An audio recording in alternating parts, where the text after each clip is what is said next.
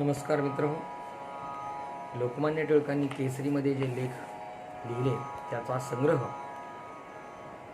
तर्कतीर्थ लक्ष्मणशास्त्री जोशी हे एका विद्वान सत्पुरुषाने केला आहे आणि साहित्य अकादमीने हे पुस्तक छापलेलं आहे. याचा शीर्षक आहे लोकमान्य टिळक लेख संग्रह आणि यामध्ये केसरीमध्ये प्रकाशित झालेले काही निवडक लेख त्यांनी प्रकाशित केले.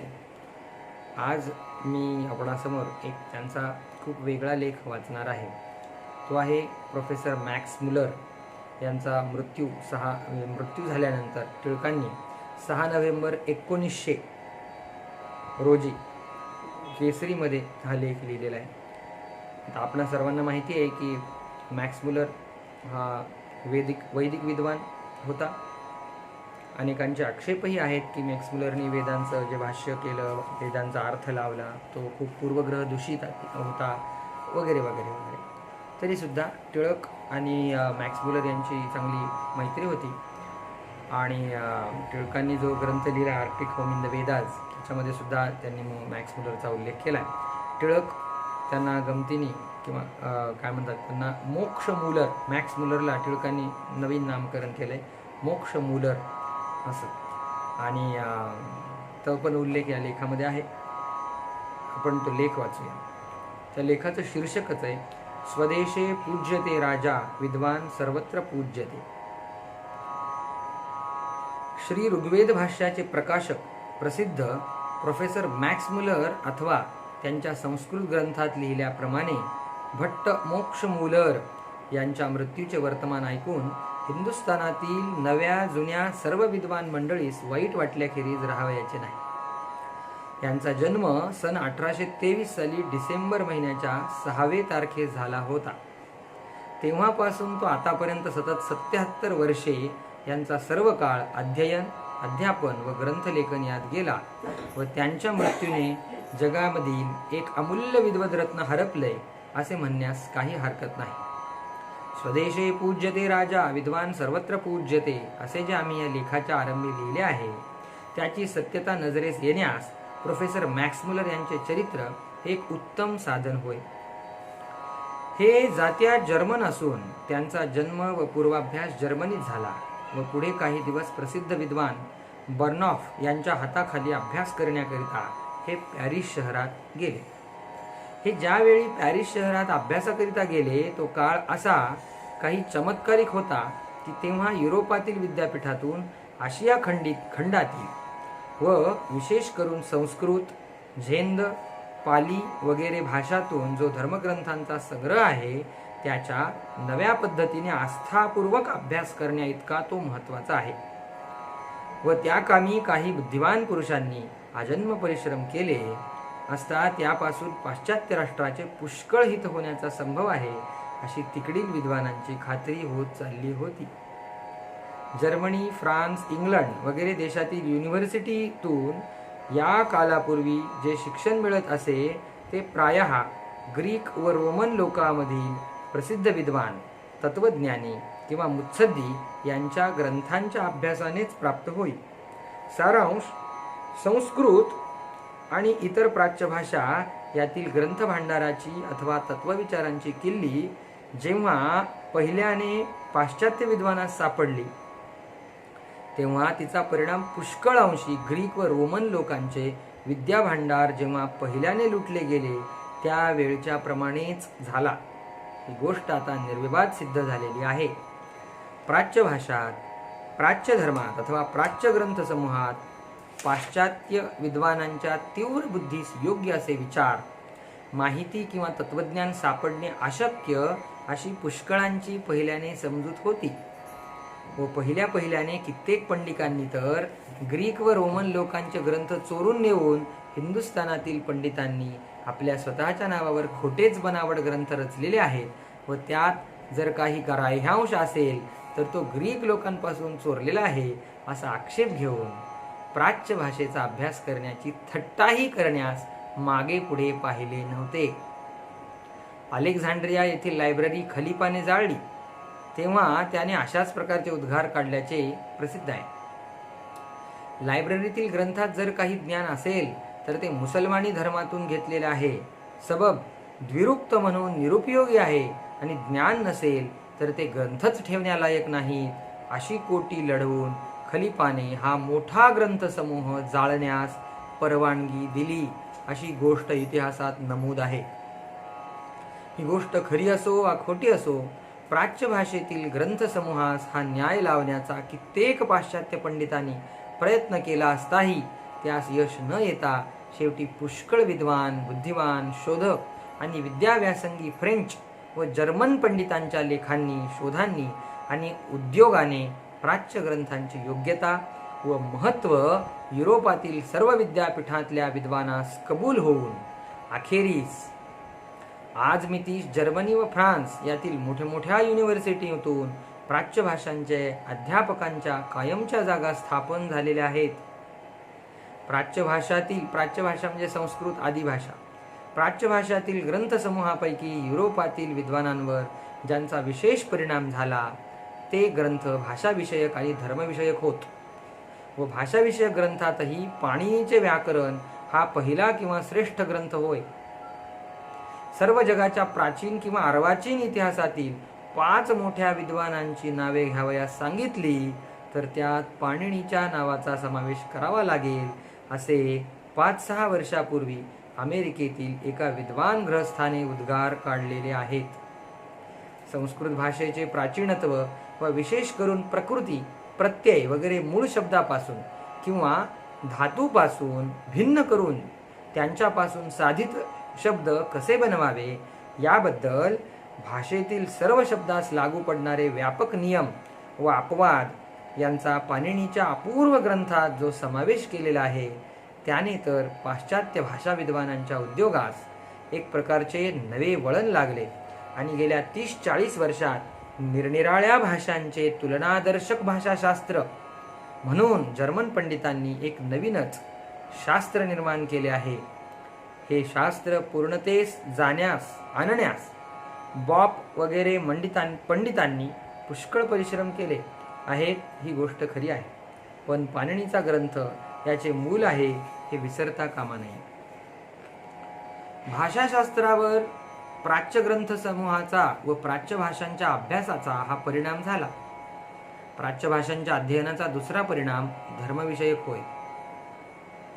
बर्नॉफ, बॉप, कोलरिज, जोन्स वगैरे प्राच्य भाषाभिज्ञ पाश्चात्य विज्ञान निपजण्यापूर्वी युरोपातील लोकांस आशिया खंडातील पॅलेस्टाईन प्रांतात निघालेला एकच काय तो धर्म माहीत होता.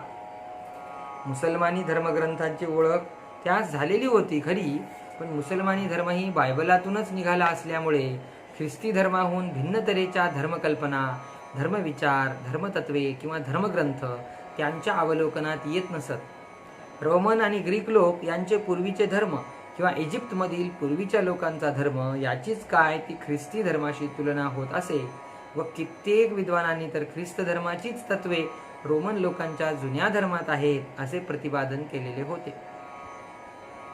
पाश्चात्य पंडितांच्या विचाराचा हा ओघ वेद, झेंदावेस्ता, बौद्ध धर्मांची धर्मसूत्रे किंवा त्रिपिटिका यांच्या अध्ययनाने पालटला आणि त्या योगाने त्यांच्या विचारसरणीतही पुष्कळ फेर पडून अखेरीस निरनिराळ्या धर्मांचे तुलनात्मक नवीन शास्त्र निघाले.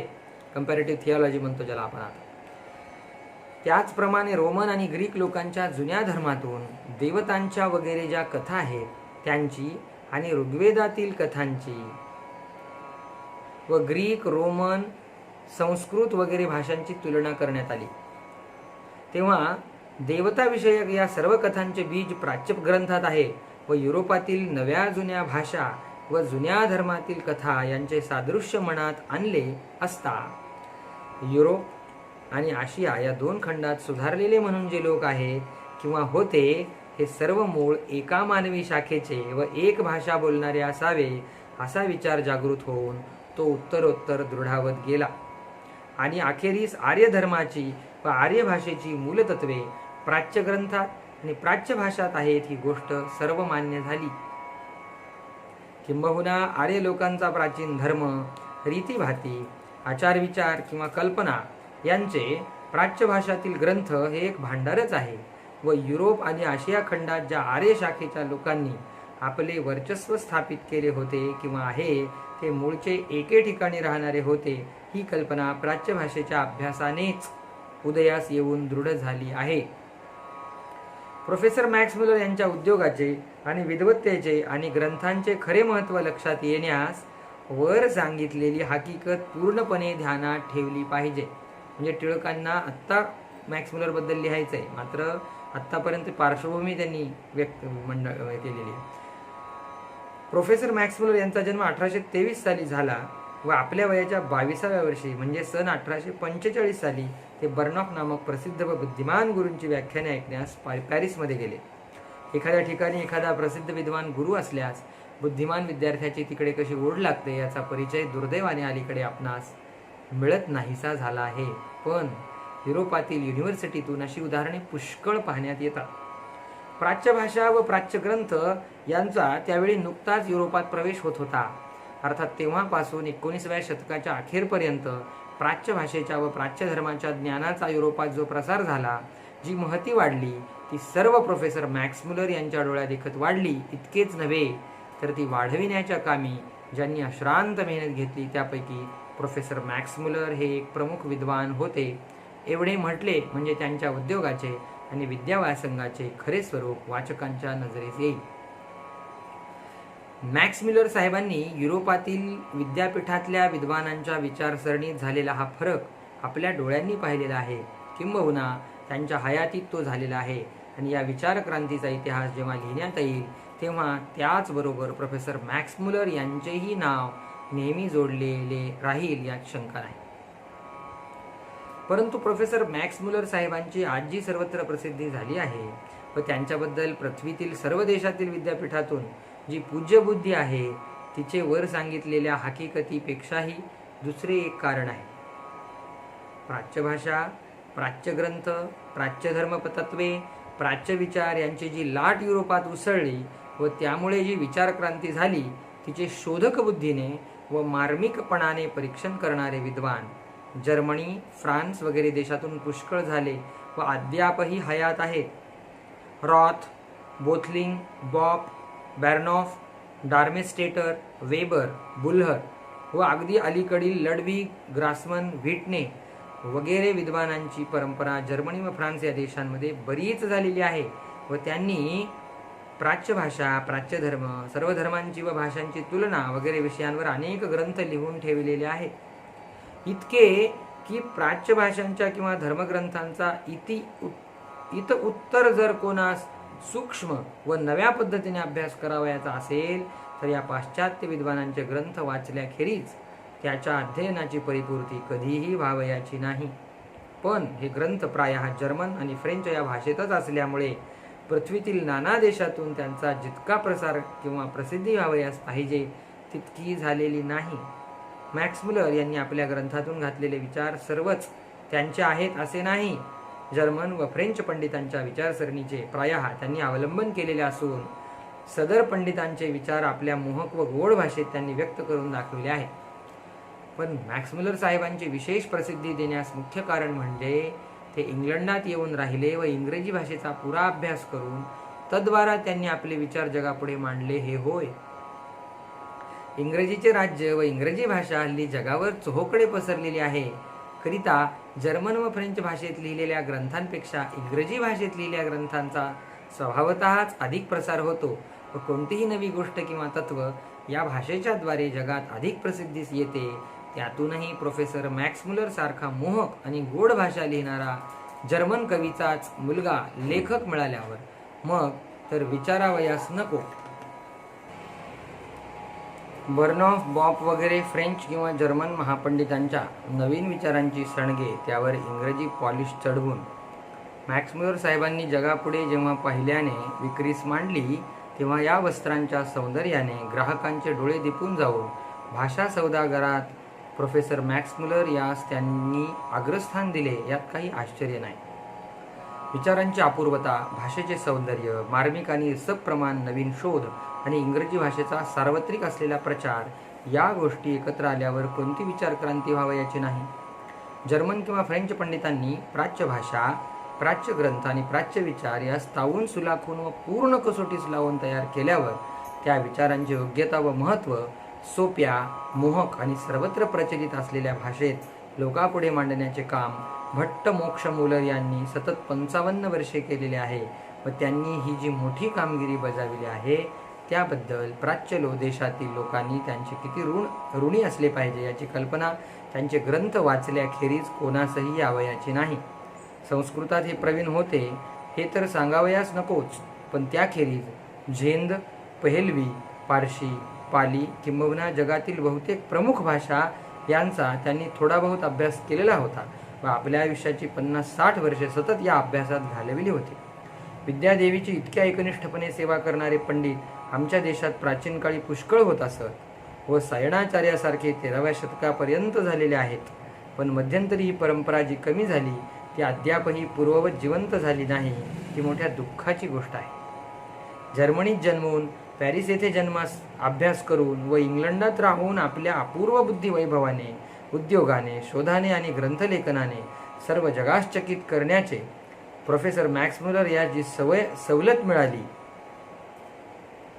ती दुसऱ्या कोणास विद्वानास मिळाली नसती असे नाही, पण त्यांच्यासारखा विद्याभिरुची असणारा व एकनिष्ठपणे विद्याव्यासंग करणारा आमच्यामध्ये हल्लीच्या काळात तरी कोणी नजरेस येत नाही, ही मोठ्या दुःखाची गोष्ट आहे. हिंदुस्थानातील आधुनिक विद्वानांनी प्रोफेसर मॅक्स मुलरांच्या चरित्रापासून जर काही बोध घ्यावयाचा असेल तर हाच होय. राजकीय बाबतीत आम्हास आमच्या अंगी कितीही गुण असले तरी पुढाकार घेण्यास या राज्यात संधी सापडणे कठीण आहे. पण सर रिचर्ड टेम्पल यांनी सांगितल्याप्रमाणे विद्याव्यासंग, तत्वज्ञान, धर्मविचार किंवा शास्त्रीय शोध या बाबतीत आमच्या बुद्धीचा बराच उपयोग आम्हास अद्याप करून घेता येण्यासारखा आहे व तेवढा जरी आमच्या विद्वानांनी करून घेतला तरी त्यापासून देशाचे पुष्कळ कल्याण झाल्याखेरीज राहावयाचे नाही. असो, प्रोफेसर मॅक्स मुलर यांची सर्वत्र प्रसिद्ध होण्यास वर जी कारणे दिली आहेत त्याखेरीज त्यांचा सात्विक स्वभाव आणि विचारौदार्य हेही एक आणखी कारण होय. नाना देश, नाना भाषा, नाना धर्म यांच्या इतिहासाचे सतत परिशीलन केल्यामुळे मॅक्स मुलर साहेबांच्या स्वभावतः उदात्त बुद्धीचे वसुधैव कुटुंबकम ह्या सिद्धांतात पर्यवसन झालेले होते. परधर्माची महती किंवा परभाषेचे सौंदर्य पूर्णपणे समजल्याने स्वधर्मावरील किंवा स्वभाषेवरील श्रद्धा कमी होते असे नाही, हे प्रोफेसर मॅक्स मुलर यांच्या चरित्रावरून विशेष शिकण्यासारखे आहे. प्रोफेसर मॅक्स मुलर हे शेवटपर्यंत ख्रिस्तीच होते, पण त्यांचा ख्रिस्ती धर्म अथवा विचार मिशनरी डबक्यातील विचाराप्रमाणे स्थिमित झालेला नसून नाना भाषा व धर्म यांच्या परिशीलनाचा जो काही त्यांच्यावर योग्य परिणाम व्हावयास होता तो झालेला होता. हे त्यांचे धर्मविचार विलायतेतील कोत्या धर्मसमजुतीच्या मिशनरी लोकांस अप्रिय झालेले असून एकदा त्यांनी ऑक्सफर्ड विद्यालयातील संस्कृत प्रोफेसरची जागाही मॅक्स मुलर साहेबांस मिळू दिली नाही. पण दीर्घोद्योगी व सत्यनिष्ठा यांचा अखेरीस जय होऊन मॅक्स मुलर साहेबांचे विचारच सर्वमान्य ठरले. टिळकांचं किती त्या काळातल्या इंग्लंडमधील ती जागा प्रोफेसर पदाची मिळू दिली नाही इथपर्यंत म्हणजे अभ्यास होता टिळकांनी त्या उल्लेख केलेला आहे. आणि माझ्या वाचनात आल्यानुसार ती जागा मला वाटते मोनेर विल्यम्सला दिली होती, कारण मोनेर विल्यम्स ज्यांनी संस्कृतची डिक्शनरी लिहिली, कारण मोनेर विल्यम्सनी मुळात ख्रिश्चॅनिटीच्या प्रचारासाठी संस्कृतचा अभ्यास केला होता आणि म्हणून ती त्याला दिली, मात्र मॅक्स मुलरला दिली नाही असंही म्हटलं जातं. आणि असो, सांगावयाची गोष्ट एवढीच की वसुधैव कुटुंबकम या न्यायाने पृथ्वीवरील सर्व लोकातील, सर्व देशातील लोकांबद्दल, त्यांच्या धर्मविचाराबद्दल अथवा आचाराबद्दल समताबुद्धी कायम ठेवून त्यांचे कल्याण व्हावे, अगर त्यांचे ऊर्जित दशेस यावे अशी मनापासून इच्छा बाळगून त्याकरिता आपल्या हातून होईल तेवढा उद्योग करणे सत्वशील विद्वानाचे लक्षण होय व ते लक्षण प्रोफेसर मॅक्स मुलर यांच्या अंगी पूर्णपणे आढळून येत असल्याने पत्रव्यवहाराने, समक्ष भेटीने किंवा त्यांच्या ग्रंथांच्या परिशीलनाने त्यांच्याशी ज्यांचा प्रत्यक्ष किंवा परोक्ष संबंध झालेला होता त्या लोकांची, मग ते कोणत्याही धर्माच्या असोत, त्यांच्याबद्दल पूज्यबुद्धी झालेली होती.